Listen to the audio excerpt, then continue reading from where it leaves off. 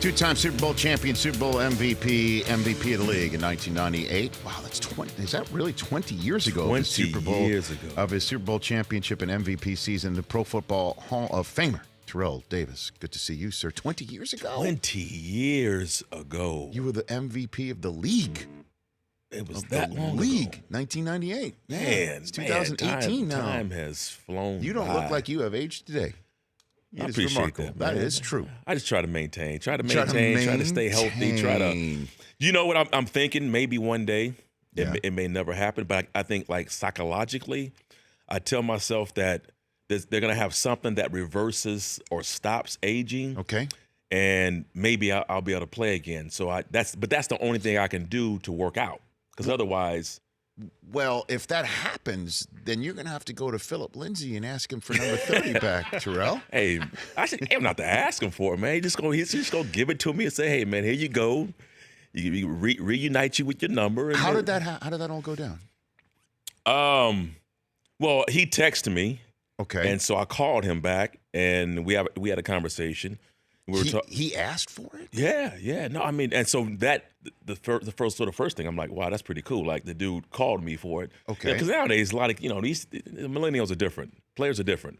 They'll just go take the number and then really don't have a history or understanding about the number. And he had full knowledge of it. He's from Denver, went to CU. And, man, just the way he was impressive, talking to him on the phone. And so it was like, hey, man, no doubt. I think the thing that really stood out to me was his story, right? And kind of having a player, an underdog who wasn't drafted, but opening day is essentially a starter. I mean, he wasn't the starter, but he got a lot of burn. He caught a touchdown pass. And in training camp, I know how it is to go to training camp and be undrafted or be a late round pick. And to have to be noticed at practice, and people – they raved about him the entire preseason. And so I'm like, okay, I got to check this kid out. Okay. I researched him and kind of followed him. And every conversation from Denver's camp was Philip Lindsay is the truth. He's a real deal. And more impressive was not only on the field, but him as a person. And so that was verified when I talked to him. And I said, man, this makes sense, because it's easy to give your number to somebody who's projected to be great, right? A first-round pick, second overall pick, whatever. That's easy. But to me, the number 30 kind of represents the underdog, the guy that didn't have a shot. It's not supposed to be here, So I thought it was fitting for me to say, okay, yeah, go ahead and rock it, man, and make it your own. So there was no part of you at all that sits there and says, no, because look, it's not on the kid. This is not on the kid. Why is that number somewhere where nobody gets it? I mean, is that not at all? Well, you have to remember, David Bruton played for the Broncos for, I think, 7 or 8 years. And he was a safety, and he wore 30. So he wore it from 2009 until like 2016 or something like that. And so the number 30 was never hanging up anywhere. I know that. Right. It's been out there. I'm trying to say that it. Hey, man, listen, if they didn't want somebody wearing it, they would have retired it a long time ago. Okay. So it's not on me. A number doesn't make me. It doesn't make a person. It doesn't make me. I look at, where you got like 88 right in Dallas, right? Oh, I know. Irv was the one who's like told. I think he kind of told Dez you should put it on. I don't remember what it was, how that came. I don't know. I shouldn't say that because I don't know how that all came about. It's just, again, for me, just watching a game, and let's say Bruton made it. I didn't even know this, okay? And I follow the NFL like anybody else, like or more than most. I didn't sit there and think when he made a tackle, well, that's TD's number. But when somebody's running the ball, I think that's the difference. You know what I mean? The position is what it is, right? It was odd, just seeing number 30 running the ball in that uniform. But he did one game in. He really did that number very nicely. Yes, he did. I expect him to continue. Listen, I like seeing the 30 out there. I think what it does if you don't know, and it kind of brings it back up, right? It becomes a topic of conversation. We're talking about it. Yeah, then you have to kind of research and say, oh, wait a minute, somebody else wore that 30. And so maybe in a strange way it kind of keeps you relevant, and I don't know. And hey, Denver's taking on the Raiders this weekend at home. Could go to 2-0 here against a Raiders team that played a quality first half against the Rams and then fell apart, and then to me, it would be helpful for Von Miller to have a good game for two reasons. One, for the obvious X's and O's reasons and being in Derek Carr's face, but two, the guys over on the other sideline saying we used to have somebody looking like that. Yeah, we had a similar player to that. How long does that last? Do you think that feeling of until you start winning, until you start consistently winning, because the trust of the players in that locker room are saying, wait a minute, you just traded away our best player. So now we have to trust you with the plan, the overall plan that you're going to get us to where we want to go. Right. And if you keep making moves that don't bear fruit early, man, it will erode a locker room like no other. And so if they don't start winning games, and if it comes down to games where they could have used, Matt Khalil, Khalil Mack. Mm-hmm. Matt Khalil, he's a Panther. Khalil Mack. That's right. Get him confused. Right. Then they'll be like, every time something happens, his name's going to come up, just like this week. So they just got to start winning games. That's really it. And then I would imagine that's the same situation for the Steelers. Terrell Davis here on the Rich Eisen Show with Le'Veon Bell sitting out, and he's that's not the same. No, it is. But it's I listen, when Lev held out, I agree with the game plan, right? You hold out, you try to get more money. I think at this point you start to question. Wait a minute. There's two things that could happen. Number one is that you're losing a lot of money right now. And I don't know if you can ever make that up. But number two, you allow somebody to shine while you're out. And James Conner had a heck of a game. And so every day or every week he has a good game and Lev Bell is holding out, he is going to be more and more moving the needle to them saying, listen, we're just going to trade Bell. He's a cheaper version of him. He's not quite Lev Bell. Let's just be honest. He's not that. But he is a serviceable back that with time, I think he can be, I wouldn't say special, but I think he can be a really good running back. And so it's dicey, man. It's dicey, the situation he's in. And what would you do if you were him right now? If I was Bell? Yes, sir. Oh, I would have signed that franchise tag. That's different. Oh yeah, I would have signed that thing a long time ago. I mean, I would have held out. I would have tried to get more. Right. But I wouldn't have missed regular season games for it. Yeah, it's coming up. Yeah. It's going to be, if he doesn't sign by Saturday, 4 p.m. Pittsburgh time, it'll be over $1.6 million. Yeah. Oh my God, Rich. See, listen, we didn't make that kind of money. I didn't make that kind of money plan, and so, but I'm never. And it's different, so I'm not saying what he should do. I'm only speaking from what I would do. Yes. And that is, I think part of it, too, is that I don't want to let my teammates down. At the end of the day, I want to make sure that I'm there, and I don't want to let them down because we're all in this thing together, and I get it. And people talk about the business of it, and you got to get paid. He should be compensated because he's one of the best backs, if not the best back in the league. But they didn't get a deal done at this point. And, I feel bad for him, man, because his teammates are now coming out and now there's a divide that's starting to happen based on the fact that he's not, in the building. And so how's that going to work out when he comes back? Well, they're all saying right now, hey, we'll welcome back with open arms. Absolutely. We can't wait for him to come back. And he's telling MJD, Maurice Jones-Drew, that, yeah, I heard what they had to say, but, when I come back, everything's going to be fine. Is that what he said? Sort of, yeah. Is that what Lev said that? This is what Lev told Maurice Jones-Drew, which, he told this to our buddy Damashek from his football program, as also read on NFL.com. So way to keep up with what's going on at the NFL media group, Terrell Davis. MJD said, I was disappointed, quoting Bell, he was like, I was disappointed they went out and spoke about my contract, understandably so.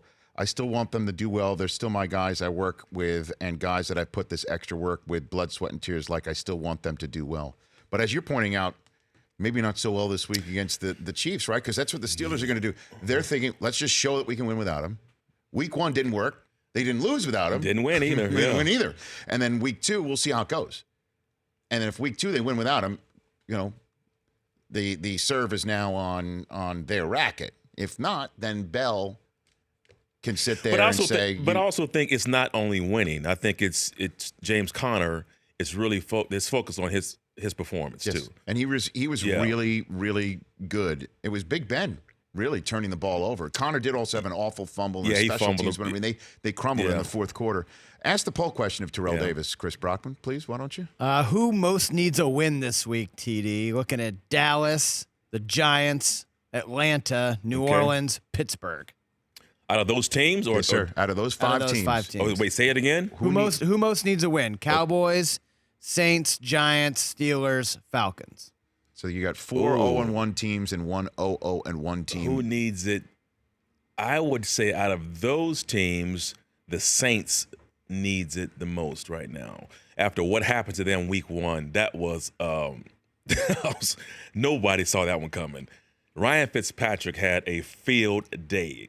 Career numbers across the board. I mean, the passer rating was like through the roof, 158 or something. I mean, you get embarrassed like that at home in your own building. I know it's a division opponent, but you've got to bounce back and get a win. And they're playing the Browns this week. No disrespect to them. They'll come out and give them some troubles, but they lose to the Browns at home. At home, to go 0-2. Go 0-2 in that division at home too. That would not be good. So they need it worse than anybody. Well, the Falcons as well. I mean, if they lose in division to Carolina, I mean, they'd have lost to the Eagles in Carolina. That'd be a hard 0-2 also. But those are, I mean, you can. It's a tough loss, but Philly, you almost talked it up as you kind of knew that. You didn't pick them to win that game, did you? No. I did. I picked Atlanta to win that game. You did. I did based off what? What was the based off of the fact that we saw last year a surprise on a banner raising night, based on the fact that Atlanta came awfully close to winning in that building, and based on the misguided fact that I thought that Atlanta would have spent at least every last minute of the offseason figuring out how to crack the red zone code, and instead they did not, and I was sorely disappointed. It seemed like they tried the same formula, right? I mean, it was Julio Jones. You get on there. Here's the problem. I mean, when you're the Falcons and you struggle in the red zone, it's two things that I look at. Your tight end, right? Your tight ends have to be really good, or you got to have a back that is kind of a bruiser that can, get those tough yards in the red zone. And they don't have those. They've got smaller backs, and they don't have that big guy like a Blunt or even a Bell or a Zeke. They have Freeman's really good, Coleman's really good, but they're kind of small backs and so red zone and here's the other thing too. There's a psychological thing that it's hard to crack when you don't have success in the red zone, and you know it. And once you get down there again, and the more and more you don't have success, it just piles up, and now when you get down there, you're like, oh, here we go again. That's why this here we go again. Look, we all know about different sports and how the intensity level ratchets up as you move down a season or whatever. But the NFL, there's nothing like the NFL when you go week to week or year to year, and the same issues crop up or new issues crop up because you didn't fill out your roster like the Cowboys did at the wide receiver position for Dak. I mean, again, that's why I'm saying that I think the Cowboys need to win this game. To fall 0-2, sit there on Sunday Night Football, lose to the Giants when they have all these shiny toys at offense that the Cowboys are missing for their quarterback. I agree with you with the Cowboys, but so I say the Saints because they were like a Super Bowl favorite. They were a favorite in a lot of people's mind. The Cowboys are not a favorite, at least not that I've heard of. Out of the Metroplex, maybe not. But sitting down there and, hey, Irv put him in the playoffs. And he's giving voice to what I think a lot of Cowboys fans think. What? That's Dak, that's Zeke, that defense. They talk about the defense being better. Rich, let me tell you, okay? Plan as a back, and in the year we lost John Elway. All right, when you don't have balance, you don't have a quarterback that scares somebody, you don't have receivers. We had really good wide receivers and a Hall of Fame tight end and Shannon Sharp. When it's just a one-man show or if it's just a one-dimensional offense, you feel like as a back, so I came in, it was like my 5th year, John had retired. I thought they had 13 players on defense. That's how many people were stacked in the box to stop the run. That's what Zeke is going to be dealing with. Mm-hmm. If you can't threaten them with any type of passing game that they respect, that ain't gonna, that formula of a good defense and a guy that can run, that can only take you so far. Are you saying Brian Griese wasn't the right guy? Michigan man wasn't the right guy? Is that what you're saying? No, I'm saying that he didn't prove himself to be the right guy. By the way, he sits down. He goes, how's Michigan doing this year? Yeah, I was I coming heard. to. I have no idea. I just want. Well, no, look, I haven't heard much about. Excuse me. If we had played Austin P week 1. Oh, here we go. Instead of Notre Dame. Here Well, we go. TD and I, huge Georgia Stop fans. it. His so. girlfriend is now living girlfriend's a Georgia person. So Go he's dog. adopted. She's Go smart. dog. Well, She's smart. Hold on a second. How's Cal State Long Beach doing? Hey man, watch your mouth over there. Watch your mouth over there. Undefeated. We haven't lost a game since 1991. See, you leave them and it's kind of a We wrap. have not lost a game since 1991. How many programs can say that? 0. Thank you very But much. the programs have to exist in order to be able to say that. All right, so see, you're a Georgia Bulldog, Yes, and he indeed. says I'm he a is Georgia because he's now Bulldog, moved in with a girl who Go is Dogs. a Georgia fan. There you go. It's contagious like that. Yeah, we had a nice little beat down on South Carolina last week. That was good. That's good for us. That was good. Yeah. Very good. And before I let you go, you're wearing a Hall of Fame golf shirt, Pro Football Hall of Fame golf shirt. Yeah. I don't have a lot of shirts, by the way. So when I it's all wake up, good. I just throw on something that. No, it's all good. Yeah. But I do want to get this out here. What will it mean to you to see the Bowlen family next year? Oh man, on that stage. a lot. If Pat, well, it's going to happen. I'm confident that it's going to happen. Usually, when you're coming out of a committee, it's you're going to be in. Yeah. And he came out of the contributor committee along with Gil Brandt. Gil Brandt, by the the way, godfather of football. Yes, he indeed. definitely knows your combine. I love stats talking off to the him top of because your every time head. you talk to him, you ask him he knows like some of the most random stuff about you. I know. And what school you went to, the guy that was across town, and Yeah. interesting stuff that Yeah, Gil knows. he knows Socrates' vertical leap. His vertical. He By the way, great fantasy He probably has name. a little bio on you too.